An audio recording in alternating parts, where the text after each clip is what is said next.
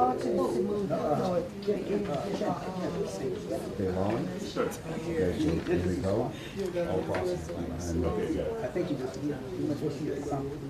but nobody's sitting. Yeah, because once we go up. Yeah, you ready? Once Roland starts, if anybody have to get up, please walk behind him, not across the campus, please. Tell me we're live on all three.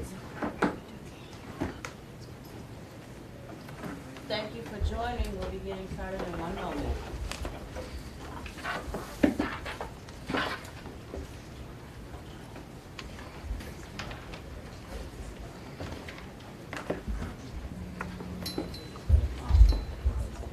Got it.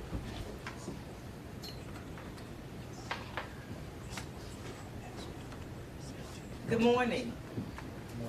Good morning. Good morning. Good morning. Okay. Everybody know what time it is? It's campaign time. This is Melanie Campbell. I am the President and CEO of the National Coalition on Black Civic Participation. I want to welcome our Unity 2020 campaign national partners and state partners who are on the phone, and also thank our media partner, Roland Martin Unfiltered, for taking this launch out of this room to share with our community. And I think nothing more important than the idea of being united at such a time as this. So today we're here to launch the official Unity 2020 Vote and Be Counted campaign, and this is phase 1. Phase 1 is, I want everybody to take your fingers out, do this.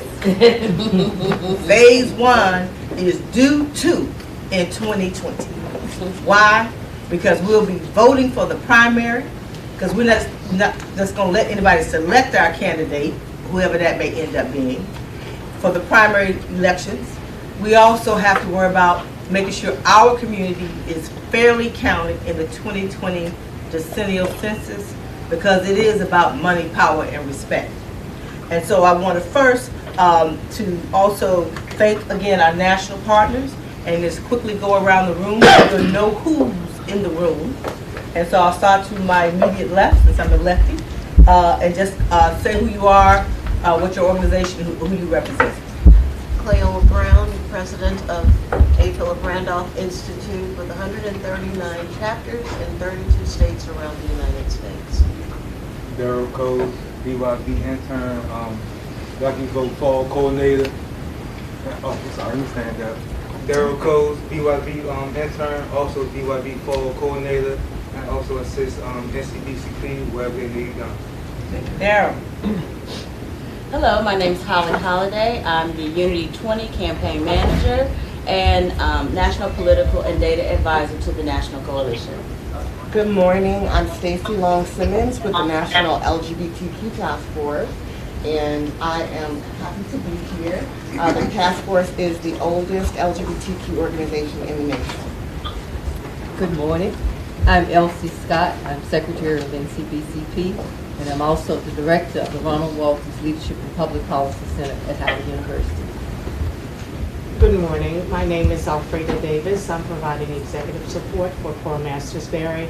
I'm also Chairman of the Board of the Thurgood Marshall Center Trust. Hi, this is Minier Moore.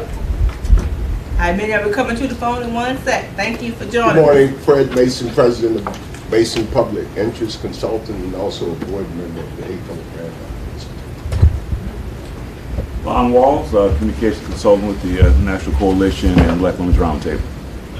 James Rogers, legal intern with the National Organization of Black County Officials. Hello everyone, Kairu Crimes, Black Civic Engagement Lead, SEIU Political Department. Dwight Kirk, President of Deep Black Communications. Good morning everyone, Reverend Leslie Dwight, Community of Hope, AME Church. Erica Owens, National Action Network. Good morning, Tyleek McMillan, National Action Network.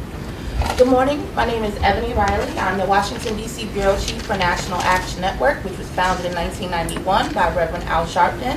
In the spirit and tradition of Dr. King, we have over 106 chapters nationwide. Good morning, I'm Janice Mathis with the National Council of Negro Women.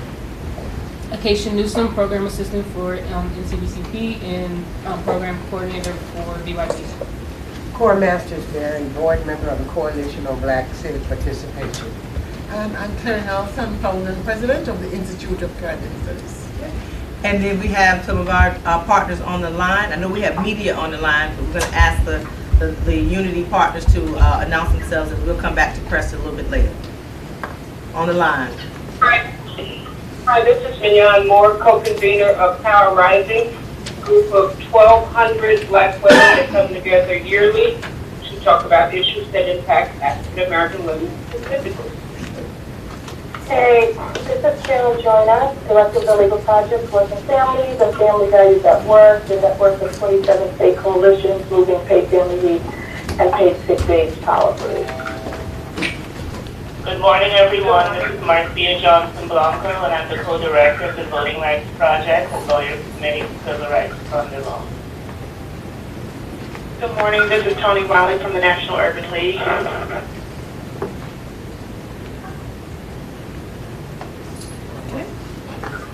Good morning. This is Carol Blackman, representing Southern Rural Black Women's Initiative, better known as SRBWI. Thank you. Anyone else? Oh. Angela Worker Campbell, Hello, Angela. Hi, how are you? Thanks for joining us. Anyone else on the line? Organization. And we'll come back. Okay? All right, thank you. So can we just give that a hand? So over the next, phase one of the Do To campaign, I mentioned is about making sure that we get our folks counted and get our folks turned out to vote. And the idea of unity is not unity for uniformity, but unity so that we can maximize our resources and have as much impact as possible in a climate that is pushing against the wind of folks being able to participate. And together, but also to be able to be a hub to make sure that we elevate what Black leaders from local to state to national as much as possible was what the National Coalition in its 44-year history has attempted to be, and that's be an umbrella organization to also share what everybody is doing as much as possible. So that's the other element of the work. The other thing that's happening today is that we partnered with the A. Philip Randolph Institute, the National Council of Negro Women, and Black Voters Matter to conduct a presidential, the Black Women's Roundtable, APRI, NCNW, and Black Voters Matter to conduct a presidential questionnaire submitted to all of the, what we consider viable candidates for President of the United States, both Republican and Democrat, and sent that out on January 28th. This is the 4th presidential election. We started this in partnership with NCNW and APRI back in 2007. So we did this from 2008, 2012, 2016, and now the 2020 election, where we developed a very comprehensive presidential questionnaire so we can have a clear understanding of where candidates stand on issues that primarily Black women are concerned about, but we also had Black men to weigh in on that questionnaire, and young people to weigh in on this questionnaire so that it would be a guide of information so folks can make an informed decision. So for the media on the line and also those in the room, it is live. It is a fluid document. In other words, there are a couple of candidates who did not respond, but primarily the we say polling candidates, at least on the Democratic side, responded. And I'm going to try to go down the list. Holly, you want to help me out? Absolutely. Who responded? Yes. So on the Republican side, we heard from Rocky De La Fuente. On the Democratic side, we heard from Who responded? Who responded. And we have their information. Yes, we have their information for Joe Biden, We have information for Pete Buttigieg. We have information for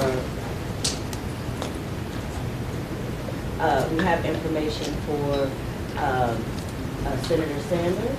We have information for Senator Warren. We have information for Mayor Bloomberg. Mayor Boucher. And Mayor Boucher. So we have not heard from Klobuchar. Senator Klobuchar or Representative Gabbard. Or Representative Gabbard. If we hear from them, we will upload that information. We have not heard from the current President of the United States. And I think it's one other Republican candidate. So you can go to BWR Voter Guide 2020.info. BWR Voter Guide 2020.info, and please share that information. There's other things on there. Again, the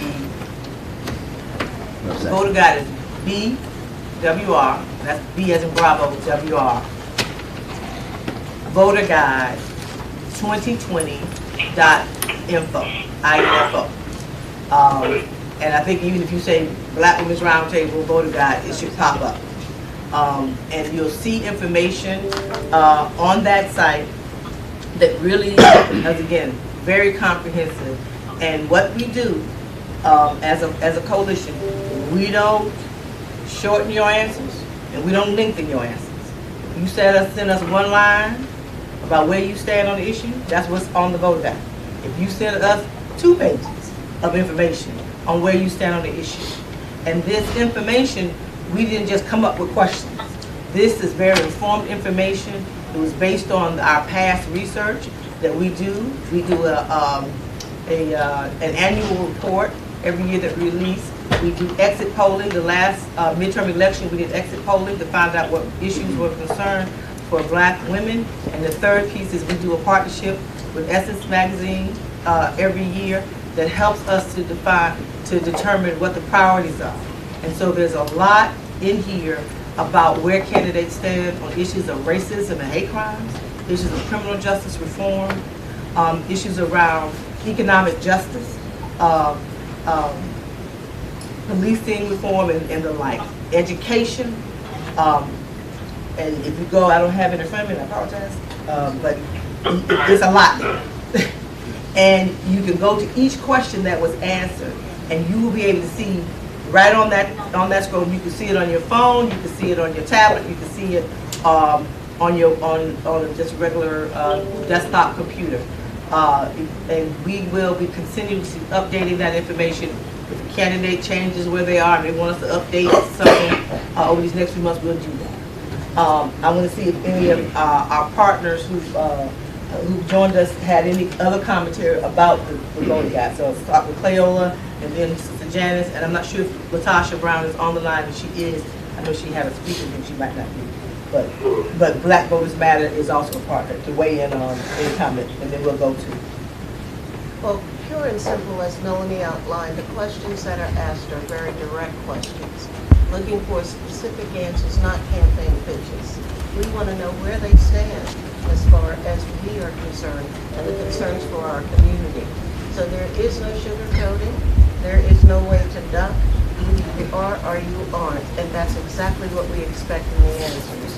So I think that those who are on the line, and for some of those around the table who may not have gotten a chance to view it yet, take a look and see if there's a dance that's being taken.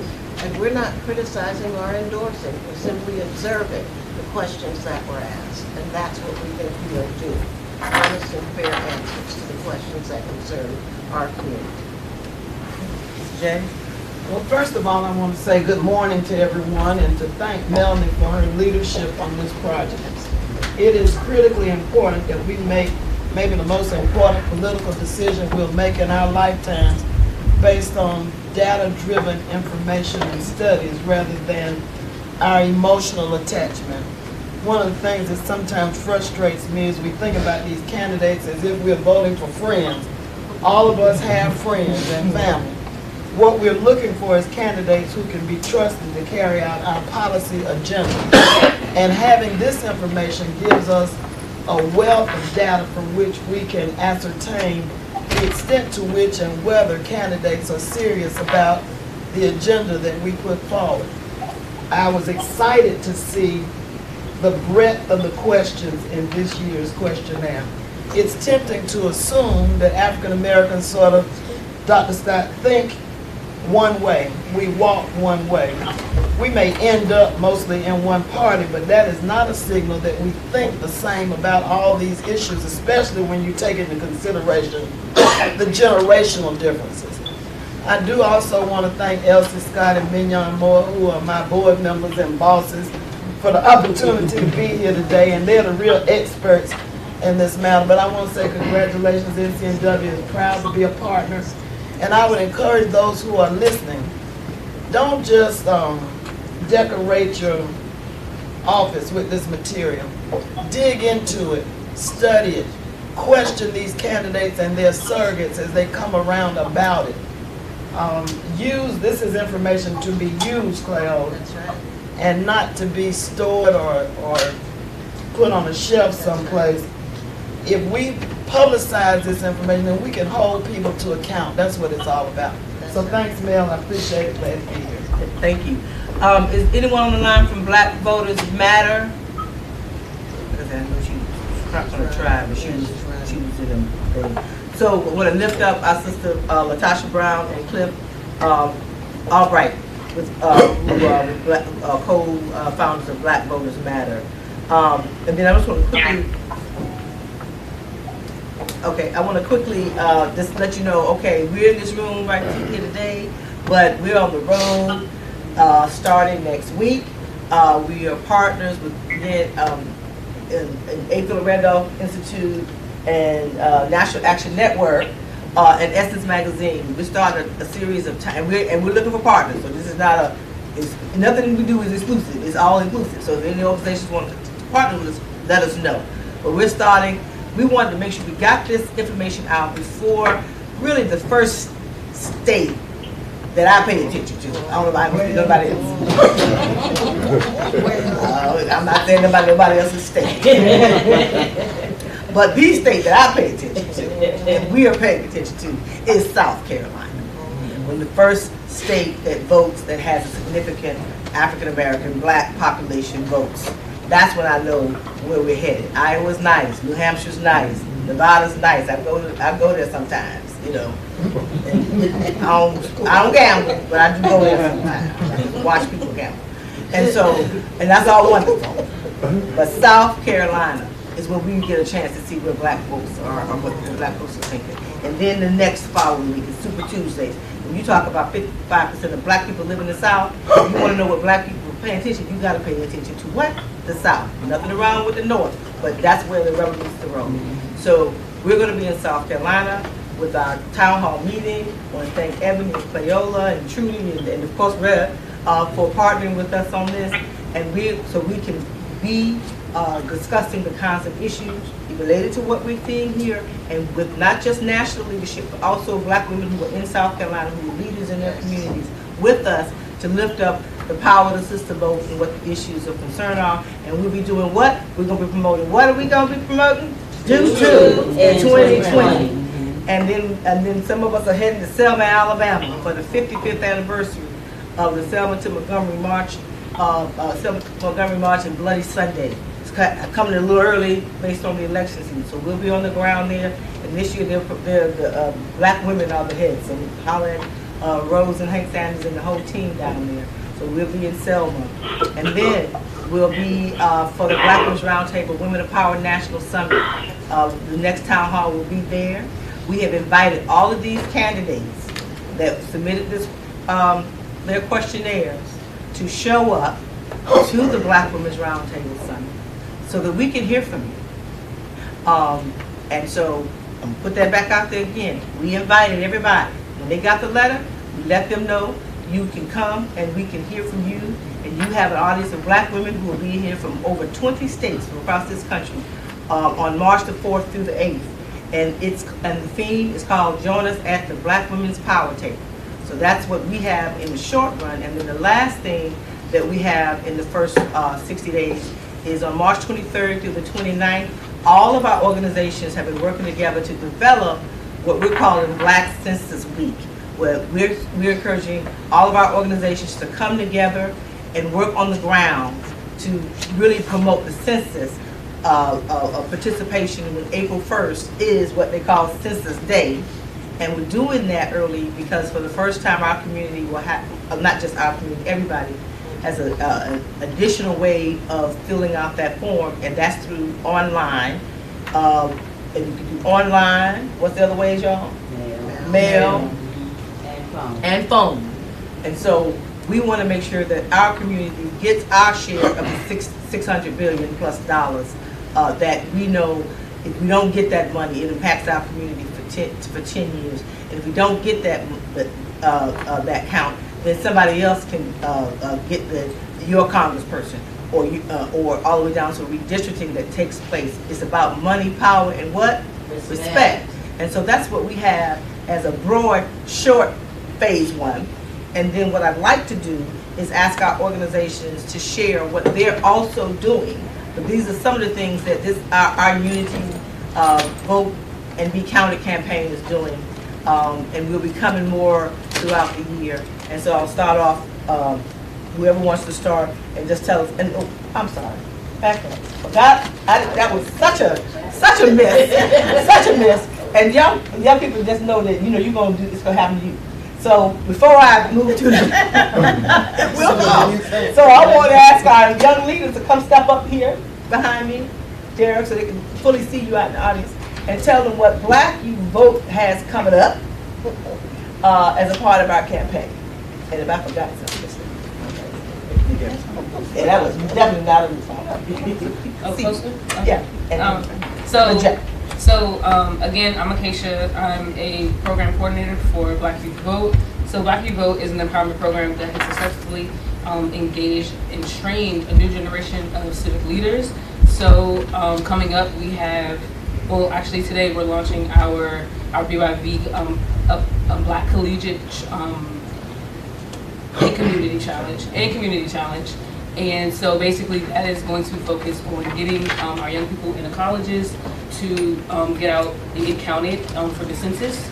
And we have 2 phases of it. So this is phase 1, which is going to be focused on this spring semester, and then we're going to have one for the fall. And that's going to focus on mainly the primaries and voting. So, and also we do have a training coming up in Atlanta, but is it in April? I want to say it's in the first week of April.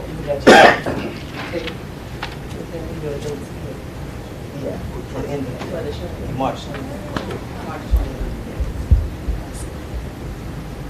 Yeah, so just further elaborate on the Black Collegiate and Community Challenge we have coming up.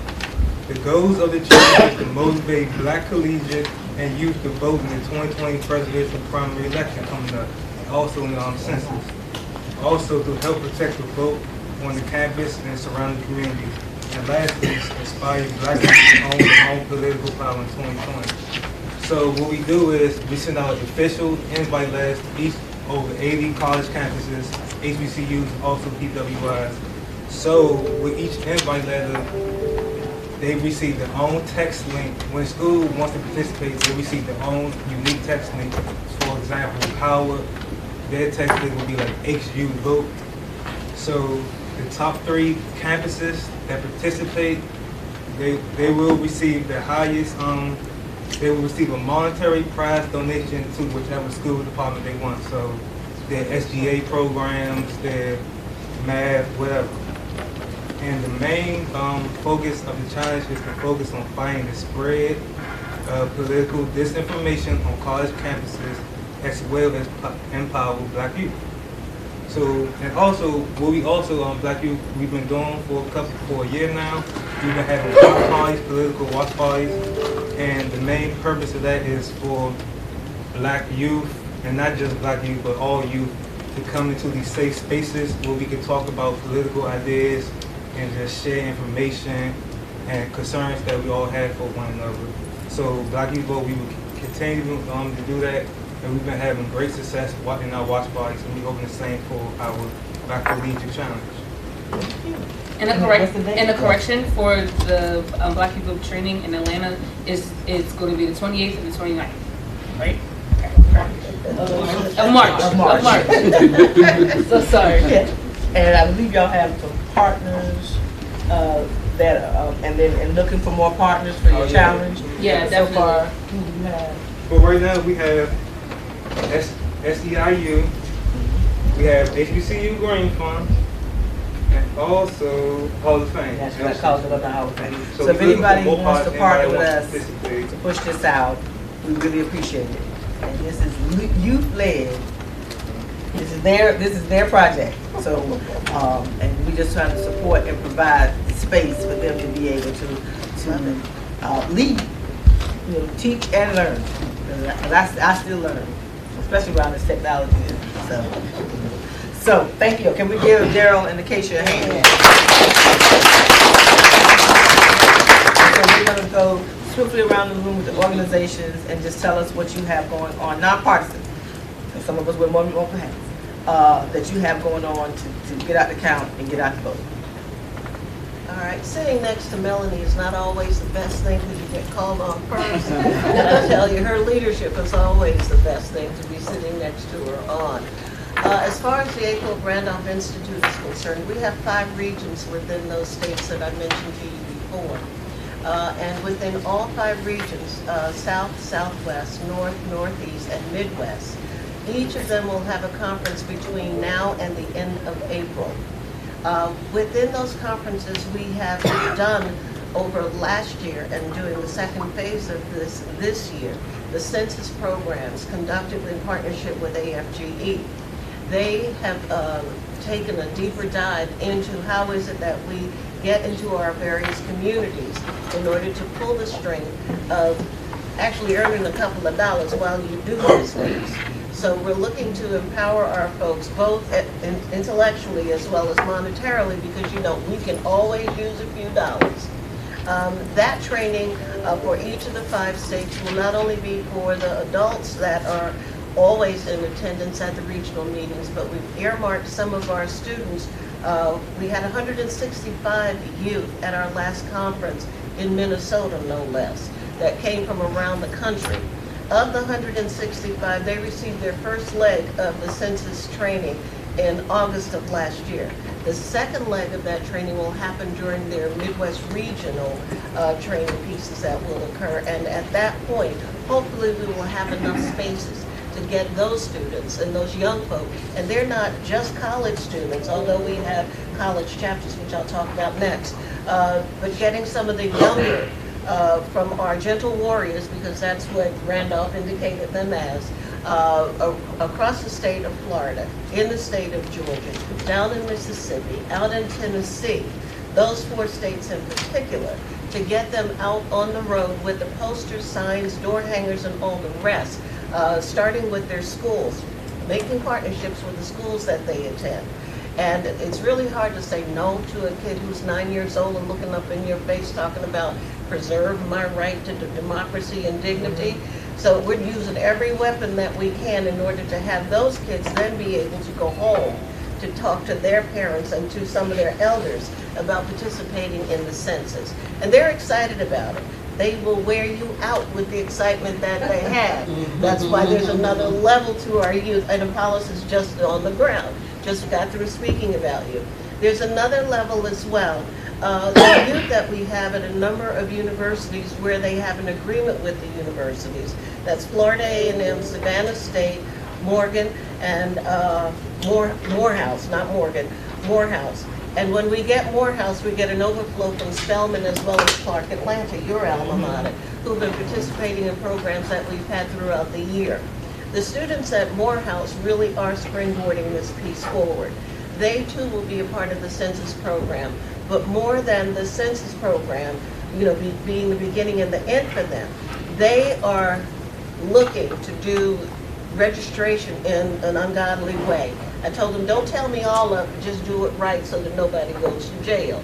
And you know that the southern states are really trying to put up so many blocks to having them be able to do the registrations. And these young folks are teaching us every single day, as Melanie indicated, on how is it that you talk to one another. They don't want to look at an old person talking to them about what it is that they need to be doing. They are talking to each other. And their Army is growing beyond what we thought it would grow to. And we're real excited about that end. Now, I talk to the old heads because I am an old head. And in that regard, we're taking a look at the states where they are and where we've got the most strength so that we're developing the train-the-trainer kind of aspect that we use in organized labor all the time.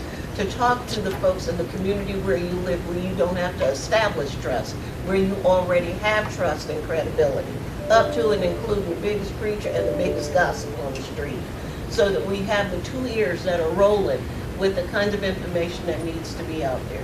We need help. So don't think that we are the end all to be all, because there is a challenge there, being able to develop the materials in a way that is clear and succinct. So anybody that wants to partner with us, we put your name on every daggone flyer that we do.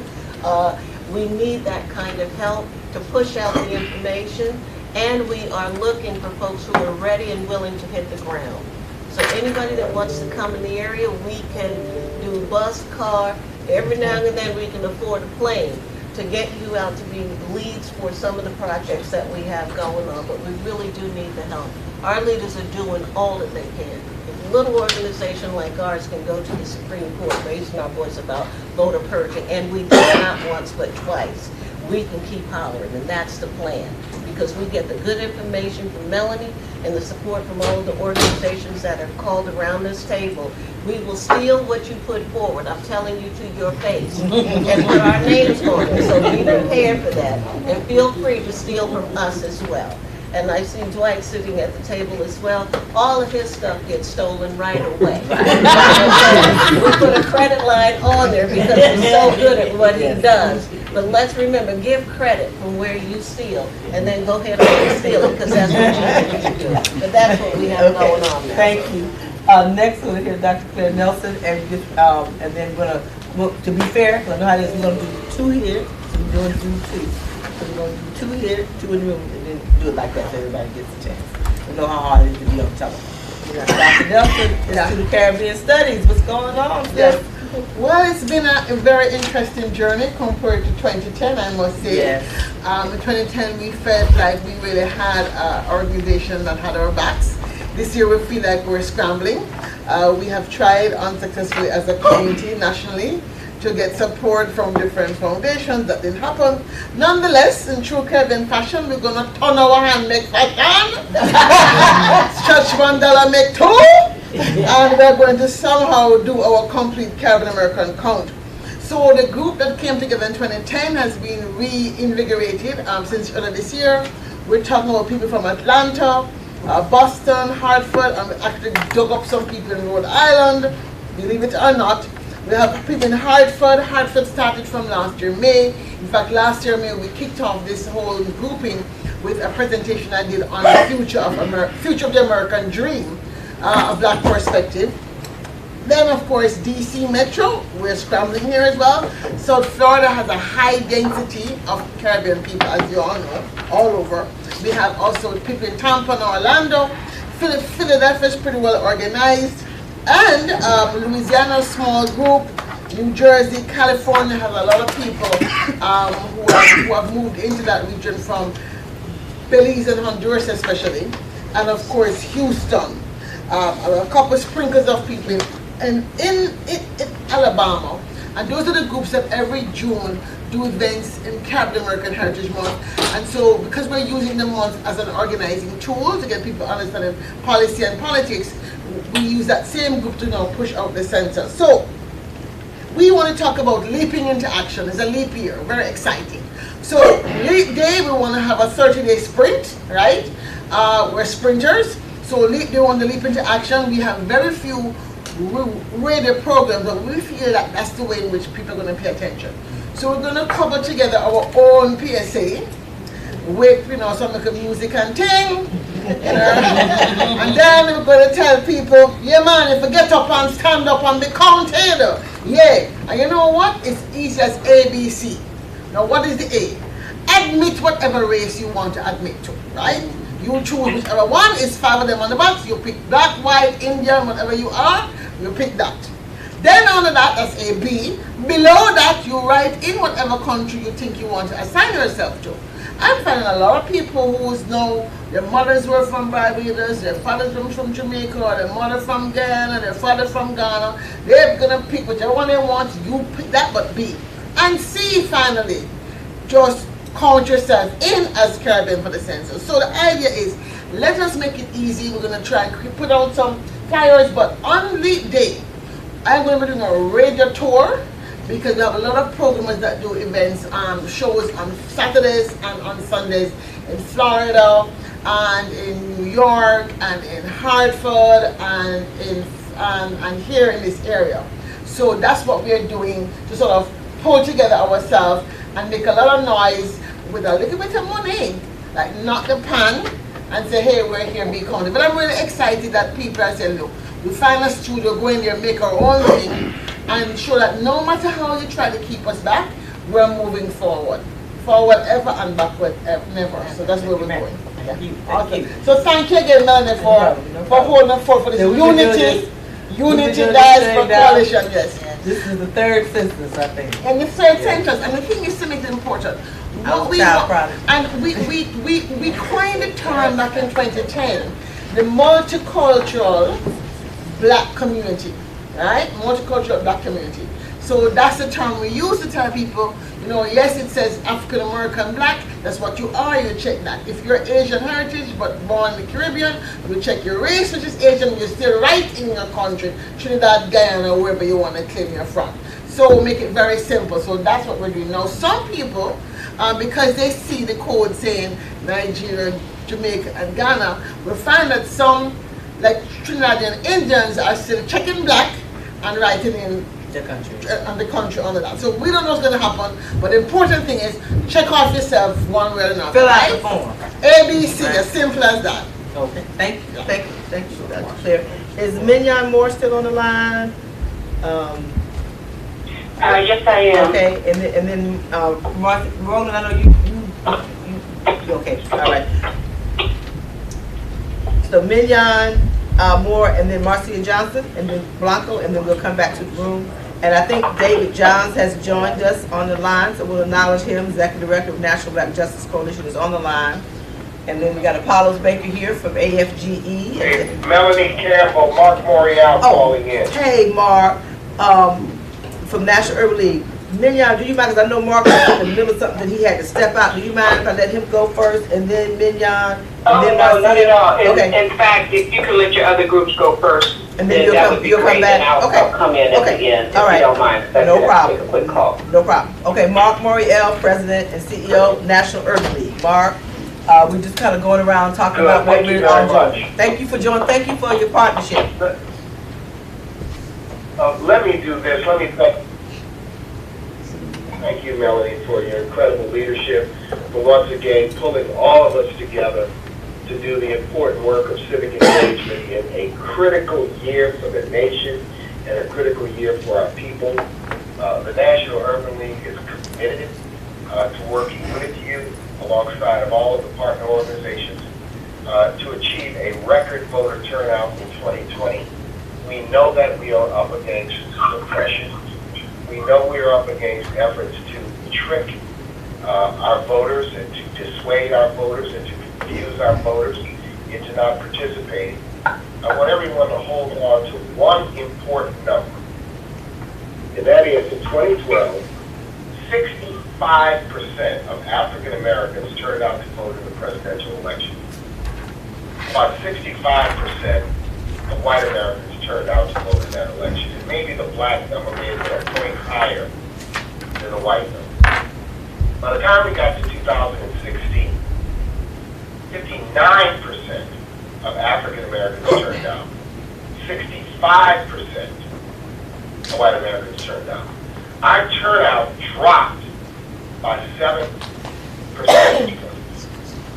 And we do not need a pollster or an expert to tell us that lower turnout in Milwaukee, Detroit, Saginaw, Pontiac, Flint, Philadelphia, Pittsburgh, Scranton, and I could go on. Durham, Raleigh, Charlotte, Richmond, Hampton, and I'm just naming a few cities in a few states, determine how those states' electoral votes are counted in an election. We have the power to make a difference in a profound way, and we have a task in front of us as a generation to not allow 2016 to be repeated where we become confused. We must be eyes wide open to understand that the Russian Federation, along with states who purged, suppressed, did all sorts of things, were aided and abetted by an undercover campaign run through social media by the Russian Federation, which told our community, particularly our younger voters, not to vote. That voting was a waste of time, that they needed to, quote, protest by not voting. They did it by masking themselves as activists, Black Lives Matter activists, civil rights activists, woke millennials. They posed on the internet. They confused our voters. The magnitude of it was stunning. If you think I'm making this up, go look at the 2019 State of Black America report and all of the research that we compiled with our research partners. We know that we're going to be up against efforts to suppress sinister new techniques that we've never seen before. Through the use of social media, trying to dissuade our voters. You already see it when people say, if this one doesn't get nominated, we won't vote. If this doesn't happen, we won't vote. And what we're doing is we're allowing Pharaoh to play an old game, and that is to divide us, and by dividing us, conquer us. We have to affirm the people that we must vote. You vote for the candidate of your choice, and in the general election, you have to make a choice, even if the candidate of your choice in the primary doesn't necessarily prevail. We must vote. So we're going to be active with you. We're going to be involved with you. And before that, we're going to make sure everyone's counted in the census. The final thing I want to do is invite all of you to join us, as Melanie and I will be hosting a telephone town hall meeting on March the 10th. It's going to be a massive town hall on the phone to talk about the census and to outline steps that we can take to ensure that we're fully counted. And Mel, I know you'll make sure everyone has the information for the call. So with that, Melanie, let me just thank you, all of the partners, and let you know that the National Urban League, the movement, our auxiliaries, our guilds, we are 1,000% aligned, fired up, ready to go. We must be woke and stay woke. Thank you, Mark. Thank you so much. Thank you very much. And thank you. And I know Mignon, you said you come back later. So Marcia Johnson Blanco, floor is yours. And because time is getting away, we do want to make sure if there are any questions from the media, we can get to that. So we're going to ask everyone. I apologize in advance if you just can kind of shorten your updates to a little quicker, so we can get to open up for questions from the media. Marcia. Thank you, Melanie. Good morning, everyone. This is Marcia Johnson Blanco. I co-direct the Voting Rights Project at the Lawyers Committee for Civil Rights Under Law, and I also oversee the work of the Election Protection Coalition. This is the nation's largest nonpartisan voter protection coalition, and we're happy to have all the members that are part of this press conference as part of the coalition. This is the 5th presidential election in which the Election Protection Coalition will be working to provide information and assistance to all eligible voters to ensure that they have a voice in our democracy. coalition has a hotline, 866-VOTE, which is part of a suite of a multilingual voter protection hotline. It's already answering voter questions about the primaries, and will continue to do so for all elections in 2020. We are also organizing field programs in 30 states. And the work of the coalition in 2020 is going to be to help voters to address barriers to the polls, whether that be voter registration, purges, whether it's machines that are counting the candidates that voters have chosen. We're looking at poll closures and consolidations, and as well as misinformation through social media. The Lawyers Committee is also administering a hotline to help with the census, 888-COUNT-20. And it's very important that every 10 years we educate the public about why participating in the census is important, how it's used to influence economic and political power. And this hotline is available to answer any questions about filling out the form, who should be counted, that is everyone, and to answer any concerns people might have, or questions people might have about the privacy of the information that they put into the census. The Lawyers Committee continues to be a very proud partner for the Unity 2020 Vote and Be Counted coalition, and I look forward to answering any questions that anyone may have. Thank you, Melanie. Thank you. Janice Mathis with National Council of Negro Women, and then Ebony Riley with the National Action Network. Following her will be Stacy Long Simmons with the National LGBTQ Plus Task Force, and then we'll come to the phone. Thank you again for the opportunity to share. We started thinking about this election at NCNW last year, and so we reorganized our schedule so that our convention would not be in November, so that by November we would be done with convention and be able to be on the ground in places like North Carolina and Virginia, where we have, and Florida, where we have very good strength. There are about 70 NCNW sections that are college campus based, and that's where we're going to be spending our time during this season of mobilizing. Tell you a quick story. I don't spend a whole lot of time on Instagram, but I was there a few weeks ago, and this points out the need for what we must do. There was a story that was trending with about 40,000 tweets about if you fill out the FAFSA, the form to apply for financial aid, you're subject to being drafted. And it was just buzzing. People were saying, don't fill it out, and this is what you're going to look like if you fill it out. And I'm thinking, bots and trolls sound like the Russian Federation to me. But what that says to us is that we've got folk among us, our friends and children and grandchildren, who don't know we hadn't had a draft since 1973. And so when we go to these campuses, these are student-led forums about understand your government, because we get the kind of government we deserve. The quick fix is to go drag them to the polls. But once they understand the connection between clean water in Flint and what happens in these elections, they understand the connection between who goes to war and who doesn't and how that policy gets made.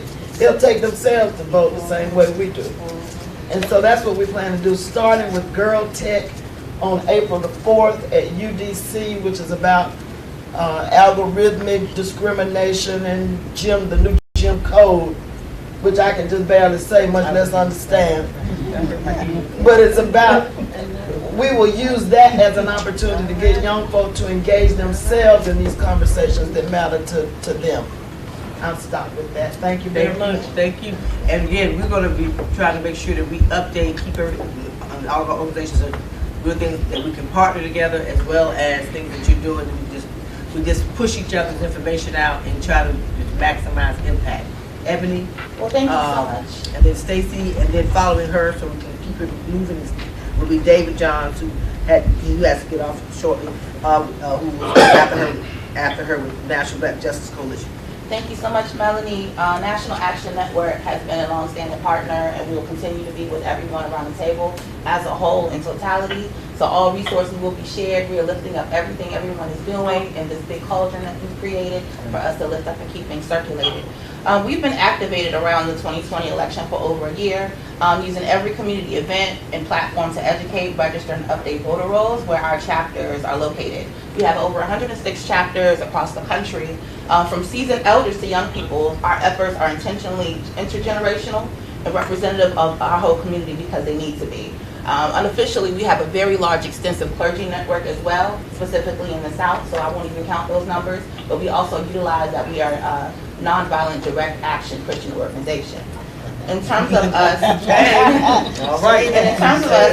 we're just fundamentally, believe that community solutions will be found in the communities within our communities ourselves. So ahead of all that we've been doing and coming up with, we've organized community forums across the country, specifically in battleground states and Black voter strongholds, where our members can engage with candidates directly. We've been very intentional keeping up with all the campaigns, making sure that our members' voices have been heard.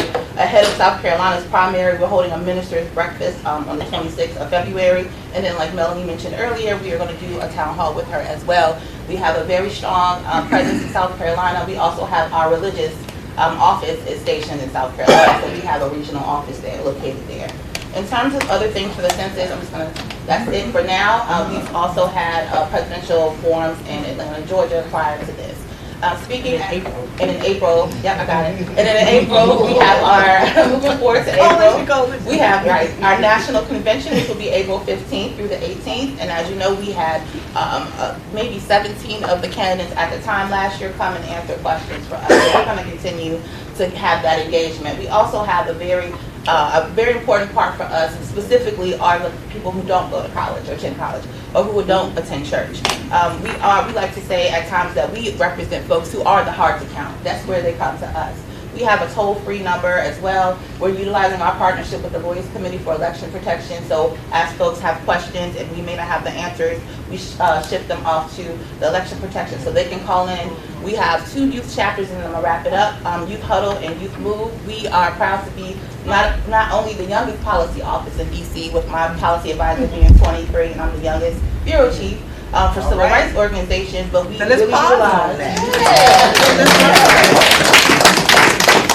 utilize our pipeline. So what does that look like? We're going to meet young people where they are. So if they're not in college, we're going on Instagram. We're going to have Instagram forums where folks invite. I don't know how that works, 100%.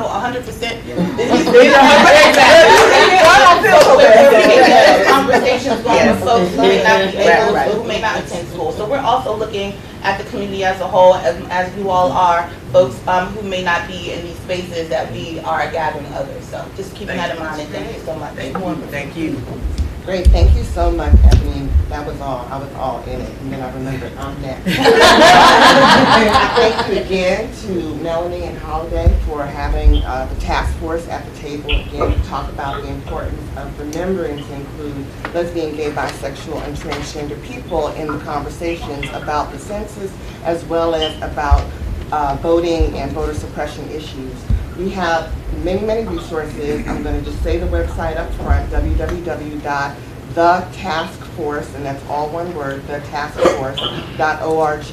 And there you will find information about our Queer to Census campaign. We have a toolbox. I wish I had one with me, but we have a Queer to Census toolbox that has everything you would possibly need to be able to reach out to members of our community within your constituency. We also are going to be providing technical assistance if you have questions or want some training, train the trainers. We've been doing some outreach primarily in Florida because we have a large constituency base there, and we also know how politically important it is. I should also say we're a nonpartisan organization that does not endorse any candidates.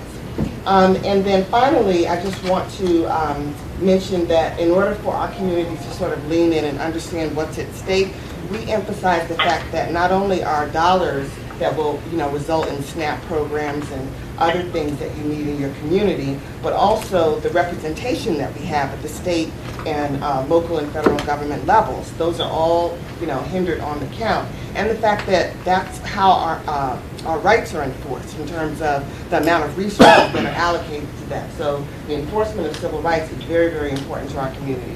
As for Queer the Vote 2020, I just want you to know that there's nearly 1 in 5 LGBTQ adults who are not registered to vote, and we want to do something about that. So with your help in terms of the particular resources that we can make available to you, we want to make sure that we change that number, because I said up before publicly that in 4 key states, which were Florida, Michigan, Pennsylvania, Wisconsin, the LGBTQ population is at least 5 times larger than the margin by which Trump won each state. And in each state, less than half of eligible LGBTQ voters actually voted. So if we can leverage that, 2016 could have looked completely different if we had, been able to be engaged.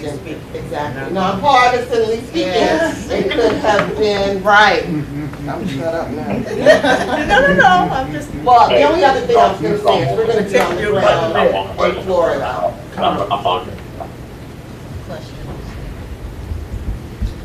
Who was that?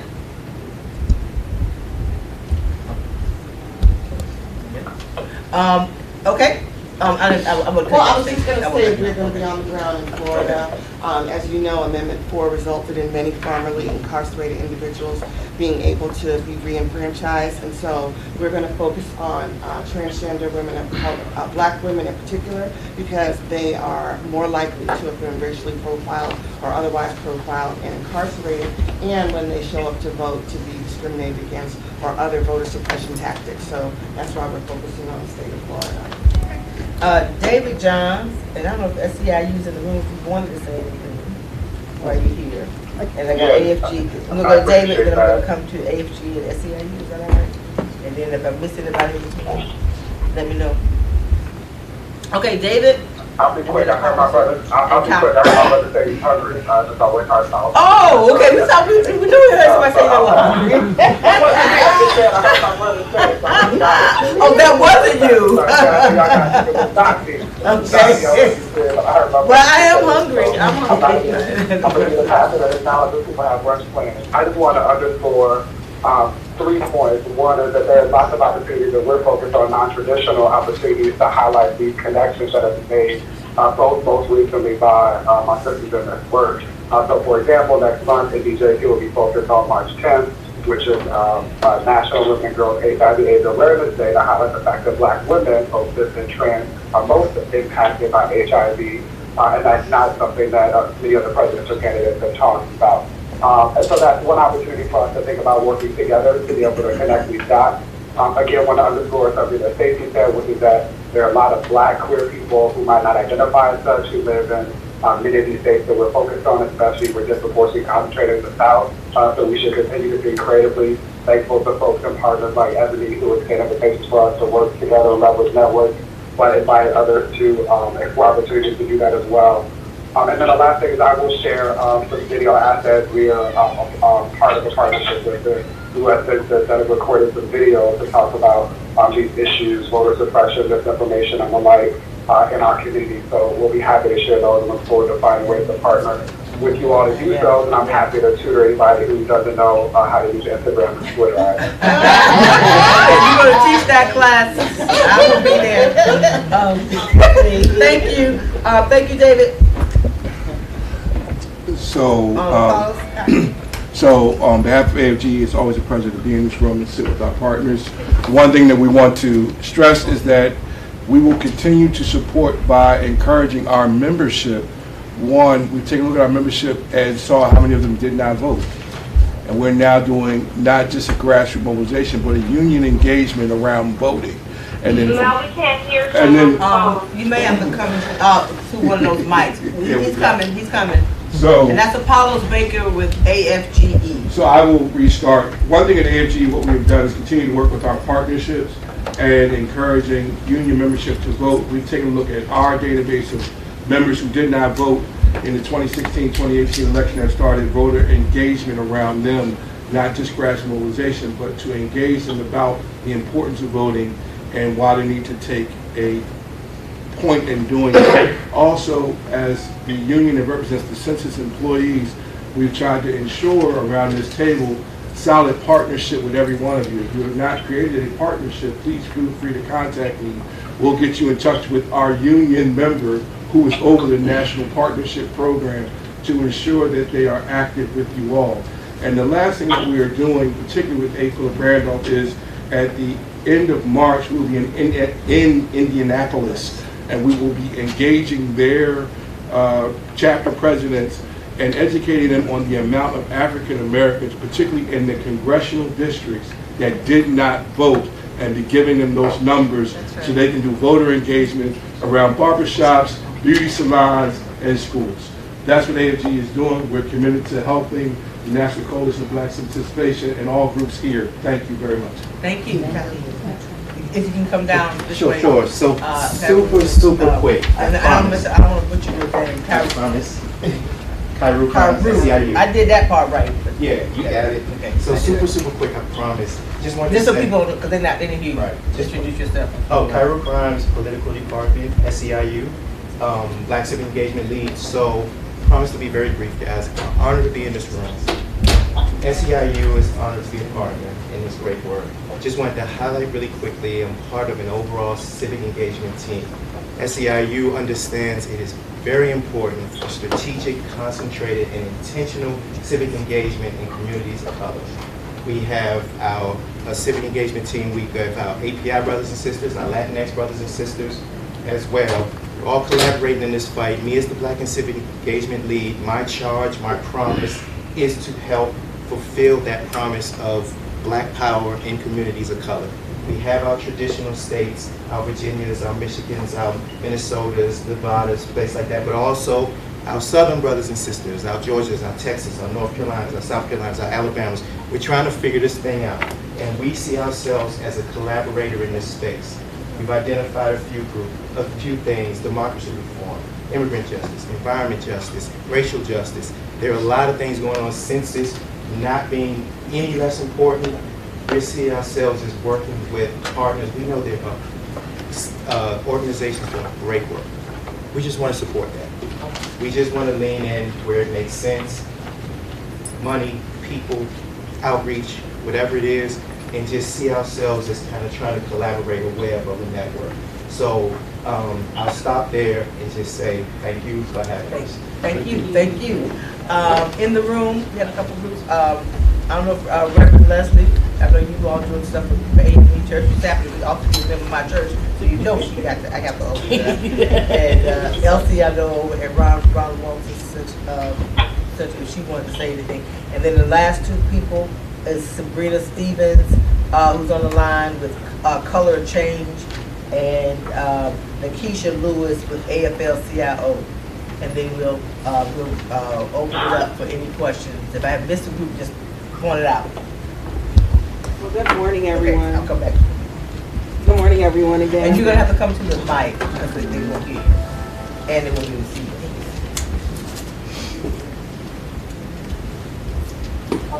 Good morning, everyone. Good morning. I'm Reverend Leslie White from Community of Hope AME Church. In as much as this is a political issue for everyone, for us this is a moral issue. And so our work is really centered around that. For a lot of the statistics that we're all familiar with, our community is not familiar with, right? So when we talk about, the number of African Americans who continue, or Blacks who continue to be undercounted, every time I go speak into a setting in the community, there's always a shock value because they don't understand what's going on. But at the same time, there's additional shock value when we talk about the fact that we're overrepresented in our criminal system. They can count us then. When when it comes to food deserts and things like that, they can count us when it comes to chronic diseases, but they can't count us and get our money right when it comes to putting food at grocery stores and healthy food in our communities. And so I say that to say that one, it's a moral issue, and we are committed to the work of the census and the voting because of that. But two, when we look at engaging our millennials, everything is issue-based. They don't want to hear, your people died for this, or So our forums that are coming up that are community-based are simply focused on driving the issues that are important in the communities where people live. And when it comes to voting, there are two things that we're doing around. Let me go back to the census. And the next we're doing this through the AME Church. Yes, ma'am. Yes. So we are working in Maryland, DC, Virginia, and North Carolina to get this out. We will be opening up census hubs. So in addition to the discussions that we'll be having right there on the spot, we're going to connect you and allow you space to utilize our facilities to go ahead and complete the census. In addition to that, when it comes to voting, we're in North Carolina and Virginia, we'll be focusing on voter suppression tactics. So the whole laws that have come out around requiring IDs, we're not just raising awareness around that issue, but we've identified resources. So with people have an issue getting an ID because they don't have money, they don't have transportation, they don't have legal assistance, our outreach doesn't look like just like having a table and having people come register, but it's do you have what you need so that they can't turn you away from the polls? If not, let us help you connect to those resources. So I'm going to stop right there. Thank you so much for that. Okay. Dr. Scott. Very briefly, I'm Eldridge Scott from the Ron Walker Center at Howard University, and we are here to encourage, support the research side of this. Department's here and trying to collect data. As everybody starts talking about everything needs to be data driven, we will help in terms of data and also trying to get students on campus mobilized. Thank you. Thank you. On the line, I'll come back to you. On the line, I think it was Sabrina Stevens with Color Change, and then Nikisha Lewis with AFL-CIO, ladies, and then we have one more in the room. Start coming down this way, and then we're going to end on time, right? I hope we have a couple of questions, and if not, just know we just wanted to get this information out. Sabrina, on the line. All right, thank you so much. Really, really honored to be in this group with everybody to do this important work this year. We know that we have some tremendous opportunities to build power and also some real risks if we don't take advantage of these opportunities. And so we at Color Change are working really hard to get out the word and get out the count, particularly for folks we know are not, necessarily going to want to open their doors or otherwise engage. We want to make sure that we're really helping people both understand that this is a process they need to engage in, that they can do so safely on their own terms, and also just making sure that we get the word out. Anyone is free to visit ourcounts.org. That's our, O-U-R, counts.org, where we have plenty of resources about what the census is about, what's at stake, and ways to get involved. We encourage everybody to get involved. That site is going to be continually updated with new resources as we get closer and closer to the count and throughout the census process. And something else I wanted to talk about in particular is the importance of us making sure that people know what's at stake and that we are really putting forward the most affirmative picture of why this is so important for us to engage with, particularly as we start to see disinformation attempts start to crop up and things like that. At its core, we are fond of reminding people that the 2020 census is about money and power.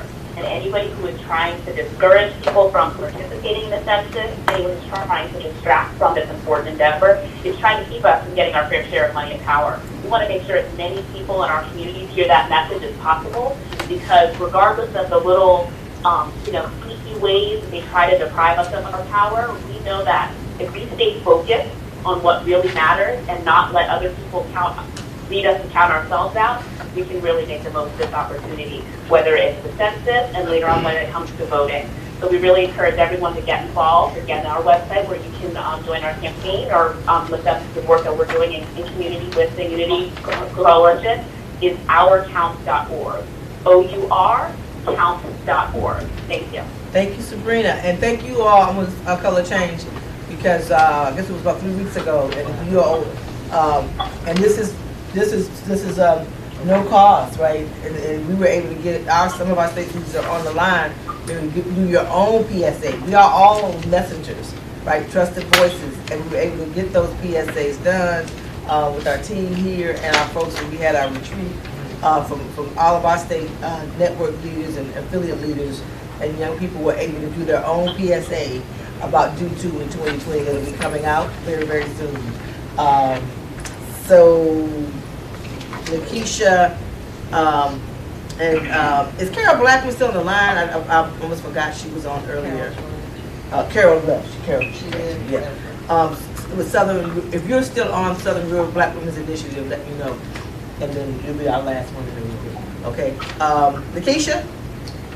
Hi, good afternoon or good morning, depending where you are on each of the coasts. Thank you so much for having me. I'm sorry that we couldn't be there in person with you, but as the times dictate, we are actually just coming out of another Census Coalition meeting. And so wanted to just share here, first, the gratitude for being able to be part of this this work. As you know, with us here at Labor, it's really important that, excuse me, as some of my other colleagues from our affiliate unions have already stated, it's really important that we not only get out the count, but that we make sure that our members, who in many respects are the folks that trust in community, are the ambassadors of our census program. And so in the coming weeks, as we go into our executive council meeting in just a couple of weeks in March, you'll be seeing more rollout from us in terms of our My Vote, My Account campaign. And what we really endeavor to do is to be a real labor partner with the community partners that the roundtable committee and the coalition have already brought together. And so we'll really be looking to you all to partner in the coming weeks. It's definitely, as we get into March and April, a heavy month for the census, to ensure that where we have local union halls and where we have local union representation in the places that, as you know from the My Count website, are deemed significantly hard to count or are tracked as communities where there may only be one public library, for instance, where people can go and access the internet to engage in the census. So a lot of our work will not just be around information dissemination this election cycle, both around voting rights and census counting, but it will also be around ensuring that we have really, really significant and deep community partnerships to ensure that our folks are actually supporting our kinfolk and skinfolk in community to make sure that they actually fill out the census. So we're doing some real, not just door-to-door knocking and reminding folks to take it, but given the online ability this year and recognizing the digital divide that still exists in many of our communities, we'll be doing some real direct service work to ensure that we have everyone in our community counted. So we look forward to being a part of the work moving forward, but then also, you know, the biggest thing I want to underscore for us is to be a real significant partner with our community folks, understanding that you know everyone, and we want to make sure that we connect our resources to the efforts that are happening on the ground so that our people see faces that look like them and therefore answer the census as you need them to. Thank you, Melanie. Thank you. I think Carol may have dropped off. And then you come introduce yourself. My name is James Rogers. I'm a legal intern for the National Organization of Black County Officials, and I just have a quick quote from our executive director. We are pleased to partner with the National Coalition for Black Civic Participation, Unity 2020 Vote and Be Counted campaign. Entering a new decade is another opportunity to support our coexistence with each other as we continue to work towards a fair and accurate count in this decennial census season. And to ensure we receive all we are in need of and advocate for what is important, that we do all we can to ensure the greatest voter turnout in 2020 as possible. Together we can accomplish more. Thank you. Thank you. And unless there's anybody on the phone, and then I'm going to have our closing remarks by Mignon. Is Mignon still? I was texting her. Is she still on? Is Mignon, you still on?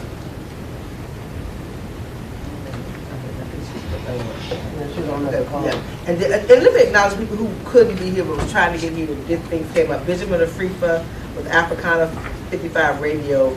Again, I mentioned Latasha Brown earlier with Black Voters Matter. Of course, Helen Holden sent her awesome representative. Dr. Barbara Skinner, she got caught up and she couldn't make it here. Co-chair of National African American Clergy Network, and many, many others, and all of our, of course, our state leaders were on the phone. And I want to thank the team from the National Coalition. Just wave your hands. And those who are not in the room really, really worked 24/7 to try to hopefully make this launch, if you will, what it is today. So we'll close on with our board member, my mentor, my sister, and me, the Cora Master, Mrs. Cora Master. Good morning. Good morning. Well, this has been great. I've been involved in civic participation forever. And I'm open to press next. From early in my young life, and also when Melanie and I first connected, when we registered over 1 million men for the Million Man March.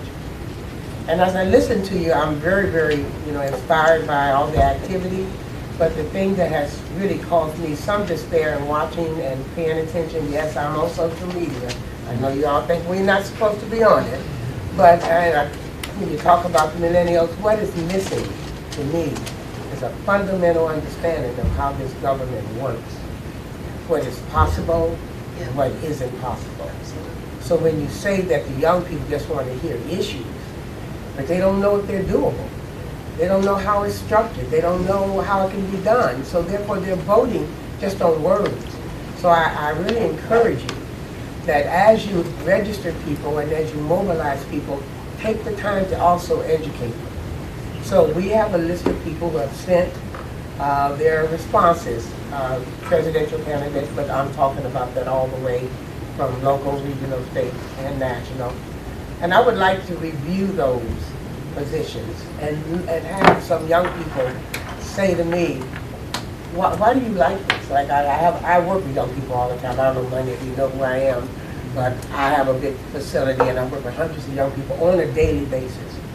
And a lot of them are millennials. In fact, most of them are millennials. And they always say I groan and moan when I see them coming. But I hired them, so obviously I want them to be there. They give me a headache when we have conversations. So I had one young man who I just respected so much, and this is nonpartisan, but he was saying that he liked a particular person. I said, well, why? I like what he says. I said, okay, what does he say that you like? Well, I just like what he says. I said, you going to vote for him based on that? He said, blah, blah. I said, is that doable? He said, wait a minute. I said, it's okay to have a great position, but is it doable? Do you know how this government works? Do you know who's in control of these issues? Can a president actually do that? He said, I never thought about that. And so that's my example. When you engage young people, especially, make sure they understand what the process is and what is doable, what's possible, so they can be an educated voter. And then the rest of it, when you mobilize, I'm telling everybody keeps talking about voter registration. You heard what Mark Morial said, and I can go all the way back to the wonderful David and Goliath speech that Jackie Jackson gave about us being rocks just laying around. There are a lot of people in this country, African Americans especially, who are already registered. And you have to get them to the polls. When you register people, I did it. I registered 20,000 new voters in the District of Columbia for my husband's historic comeback. We got 19 of them. You want to talk about that? You can talk about that.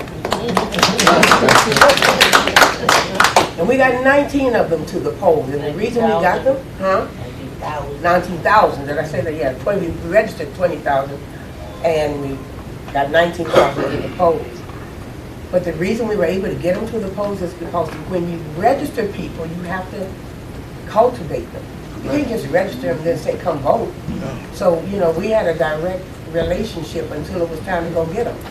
So I'm just saying, you register if you want to register, but if you register, stay in contact with those people. And there are many people who don't need to be registered, they need to be inspired and motivated to go vote. So inspire and motivate people to go vote and question them about how intelligent, I don't mean intelligent being smart or dumb, but informed of what they're voting for, and just keep up the good work. Thank you. Thank you. I should have said this earlier, but hopefully everyone has a social media kit on the phone in the room. And we do have a couple of hashtags that we want to ask everybody to use in a common way throughout this effort. And that's at least for the first phase. Do two. Was it do two? Was that do two? Do and 2020? Vote and be counted. So the two hashtags are do two in 2020 and vote, and hashtag vote and be counted. And what we're doing so that we can just have that trending and have that trending out there. I'm going to open it up to any media questions. Anyone on the phone? Any media questions? Okay. All right. Thank you all so very much. And again, if you want to check out the get involved in the Unity 2020 campaign, go to unitycampaign.org If you want to see what the presidential candidates who responded to our presidential questionnaire had to say, go to B as in Bravo WR, Voter Guide 2020.info, BWR Voter Guide 2020.info. Thank you so much. Thank you, Roland Martin Unfiltered, again, and all of you all for being here. Let's go do this thing. Let's do 2 in 2020. Vote and be counted. It's about money, power, and respect. And lastly, Dwight Kirk over there. Wave, Dwight. That was our message developer. And and so he's awesome, awesome, awesome. So we'll give him and Brian Young and our graphic folks to play him and all of our team. And thanks to all the partners. That concludes our meeting. Thank you so much for joining.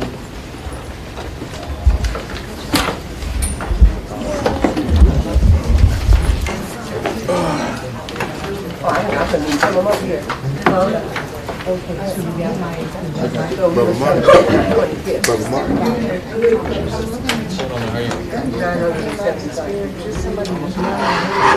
That doesn't include the fact.